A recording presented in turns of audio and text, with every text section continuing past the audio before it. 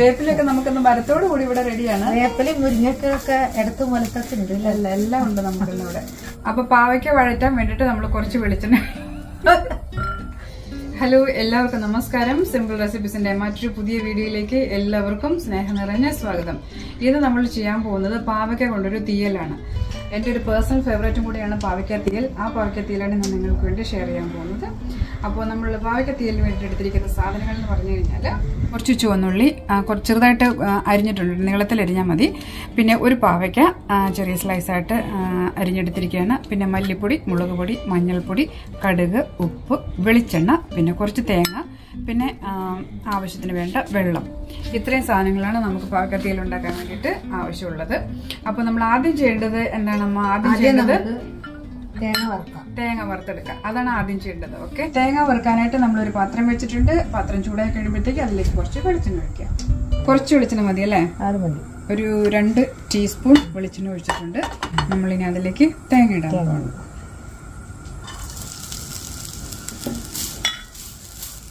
കുറച്ച് വേപ്പിലും കൂടി ഇട്ടുള്ളൂ. വേപ്പിലൊക്കെ നമുക്കൊന്ന് മരത്തോട് കൂടി ഇവിടെ റെഡിയാണ്. വേപ്പിലും മുരിങ്ങക്കൊക്കെ എടുത്ത് മുലത്തൊക്കെ ഉണ്ട്. എല്ലാം ഉണ്ട് നമുക്കിന്ന് ഇവിടെ.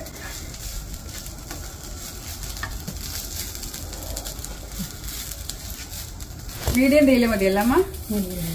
തീ കൂടിപ്പോയാൽ കരിഞ്ഞു പോകും തേങ്ങ പെട്ടെന്ന്. അപ്പൊ ഒരു മീഡിയം തീയിൽ വറുക്കുക. ഒരു ലൈറ്റ് ഗോൾഡൻ ബ്രൗൺ ആവുന്നവരെ അല്ലേ? തേങ്ങ ലൈറ്റ് ആയിട്ട് ബ്രൗൺ ആയി തുടങ്ങി. അപ്പൊ നമുക്ക് പൊടി ചേർക്കാൻ സമയമായോ അമ്മ? പൊടി ചേർക്കാം. പൊടികൾ ചേർക്കാം. മുളക് പൊടി, മല്ലിപ്പൊടി, ഒക്കെ മഞ്ഞൾപ്പൊടി ഒക്കെ ഇട്ടു. 1 ടീസ്പൂൺ മുളക് പൊടി ചേർക്കാം അല്ലേ? അതെ, 1 ടീസ്പൂൺ മുളക് പൊടി ചേർക്കണം. തേങ്ങ മുഴുവനായിട്ടും വറുത്ത് കഴിഞ്ഞിട്ടില്ല, പകുതിയായിട്ടുള്ളൂ, ബ്രൗൺ ആയി തുടങ്ങിയിട്ടേ ഉള്ളൂ. അപ്പൊ ആ സമയത്താണ് നമ്മൾ പൊടികൾ ചേർക്കുന്നത്. അപ്പൊ പൊടികളും കൂടി ഒന്ന് വറുക്കണം അതിന് വേണ്ടിട്ട്.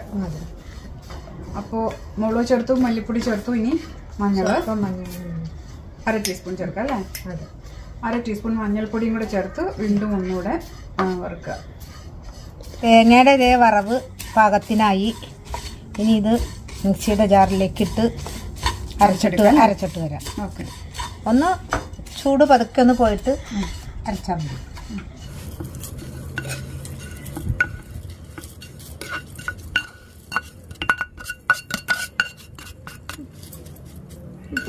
തേങ്ങ നമ്മളിപ്പോ വറുത്ത് മിക്സിയുടെ ജാറിലേക്ക് ഇട്ടിട്ടുണ്ട്. ഇതൊന്ന് ഭയങ്കര ചൂടായതുകൊണ്ട് കുറച്ച് സമയം ആറാൻ വേണ്ടി വെക്കുകയാണ്. ആ സമയം കൊണ്ട് നമുക്ക് പാവയ്ക്ക ഒന്ന് വഴറ്റിയെടുക്കാം. അതല്ലേ അമ്മ അടുത്ത സ്റ്റെപ്പ്? അതെ, പാവയ്ക്കും ഉള്ളിയും കൂടി ഒന്ന് ചെറുതായിട്ട് വഴറ്റിയെടുക്കാം. അപ്പൊ പാവയ്ക്ക വഴറ്റാനായിട്ട് നമ്മളൊരു പാൻ വെച്ച് എന്നിട്ട് കുറച്ച് വെളിച്ചെണ്ണ അതിലേക്ക് ഒഴിക്കുകയാണ്.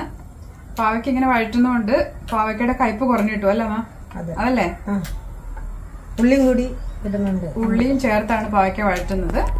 അപ്പൊ നമ്മൾ എണ്ണ ഒഴിച്ചു. ഇനി നമ്മള് പാവയ്ക്ക അതിലേക്ക് ഇടാൻ പോണം.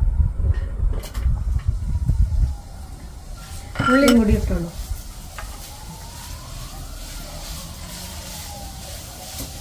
അപ്പൊ നമ്മൾ വറുത്ത് വെച്ച ഈ തേങ്ങയുടെ ചൂടാറിയിട്ടുണ്ട്. അപ്പൊ അമ്മ അത് വഴക്കുന്ന സമയത്ത് ഞാൻ പോയത് അരച്ചിട്ട് വരാം. അപ്പൊ ഇതിൽ കുറച്ച് വെള്ളം ചേർക്കണ്ട അരയ്ക്കാനായിട്ട്? കുറച്ച് വെള്ളം ചേർത്തിട്ട് അരയ്ക്കാം. കുറച്ച് മതിയില്ലേ? ഒരുപാട് വെള്ളം വേണ്ട, ഒരു സ്വല്പം വെള്ളം ഒഴിച്ചിട്ട് ഇത് അരച്ചെടുത്തിട്ട് വരാം. തേങ്ങ അരച്ചോണ്ട് വന്നിട്ടുണ്ട്, നല്ല മയായിട്ട് അരച്ചിട്ടുണ്ട്. ഇനിയിപ്പോ ചേർക്കാറായോ? ഇനിയിപ്പോ തേങ്ങ അരച്ചത് ചേർക്കാറായി. പാവയ്ക്കും ഉള്ളി നല്ല പോലെ റെഡിയായിട്ട് വന്നിട്ടുണ്ട്. അപ്പൊ തേങ്ങ ചേർക്കാം. ഇനിയിപ്പോ തേങ്ങ ചേർക്കാം. തേങ്ങ നല്ല മയത്തിൽ അരച്ചിട്ടുണ്ട്. കുറച്ചുകൂടി വെള്ളം ഒഴിച്ചിട്ട് നമുക്ക് നന്നായിട്ടൊന്ന് ചുറ്റിച്ച് ചേർക്കാം.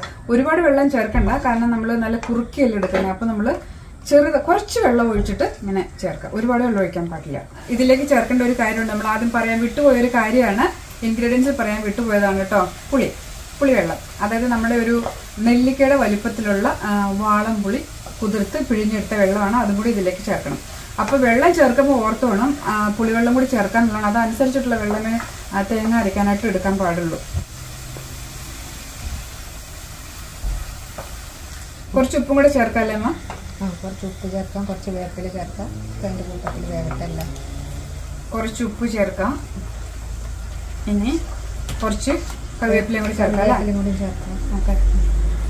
കറിവേപ്പില ആവശ്യത്തിന് ചേർക്കാം, നമ്മുടെ അടുത്ത് തന്നെ ഉണ്ടല്ലോ.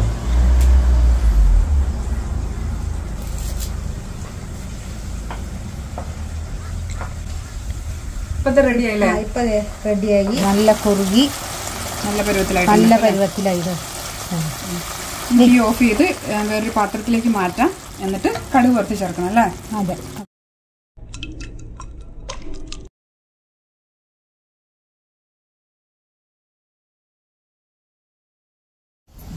അപ്പൊ നമ്മള് കറി ഇതാ റെഡി ആയിട്ടുണ്ട്. നമുക്ക് ഇതിലേക്ക് കുറച്ച് കടുക് വറുത്ത് ചേർക്കാനുണ്ട്. അപ്പൊ അതിന് നമ്മൾ ചെറിയ പാൻ വെച്ചിട്ട് അതിലേക്ക് വെളിച്ചെണ്ണ ഒഴിക്കണം.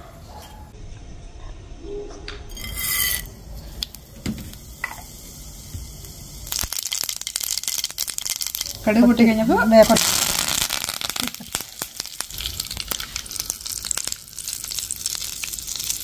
നമ്മുടെ അടിപൊളി പവയ്ക്ക തീയൽ ഇതാ റെഡി ആയിട്ടിട്ട്. അടിപൊളി സംഭവമാണ്. എല്ലാവരും ഇതുപോലെ ട്രൈ ചെയ്ത് നോക്കുക. ഊണിന് ഒരു തീയലുണ്ടെങ്കിൽ പിന്നെ വേറൊന്നും വേണ്ട. അത്രയും ടേസ്റ്റിയാണ് ഒരു തീയൽ എന്ന് പറയുന്നത്. ഇതുപോലെ എന്തുപയോഗിച്ച് വേണമെങ്കിലും തീയൽ ഉണ്ടാക്കാം. പാവയ്ക്ക മാത്രമല്ല, വേറെ എന്തൊക്കെയാണ് നമ്മൾ തീയൽ ഉണ്ടാക്കണം? വഴുതനങ്ങ തീയൽ, കോവയ്ക്ക, അങ്ങനെ ഒരുപാട് സംഭവങ്ങൾ അല്ലെ. അപ്പൊ എന്ത് തീയലാണെങ്കിലും ഇതിന്റെ ആ കഷ്ണം മാറ്റിയിട്ട് ബാക്കി പ്രൊസീജിയർ എല്ലാം അതുപോലെ തന്നെ, ഇൻഗ്രീഡിയൻസ് എല്ലാം അതുപോലെ തന്നെ. പാവയ്ക്കയ്ക്ക് പകരം വഴുതനങ്ങ ഇട്ടാൽ വഴുതനങ്ങ തീയലായി. അതുപോലെയാണ്. അപ്പൊ എന്ത് ഇഷ്ടമുള്ള എന്ത് സംഭവമാണെങ്കിലും അത് വെച്ച് ഉപയോഗിച്ചിട്ട് നിങ്ങൾക്ക് തീയൽ ഉണ്ടാക്കി നോക്കാവുന്നതാണ്. അപ്പൊ എല്ലാവരും ട്രൈ ചെയ്ത് നോക്കുക. അപ്പൊ വീഡിയോ ഇഷ്ടപ്പെട്ടാൽ ലൈക്ക് ചെയ്യുക. നമുക്ക് മറ്റൊരു വീഡിയോയുമായിട്ട് നമുക്ക് വീണ്ടും കാണാം.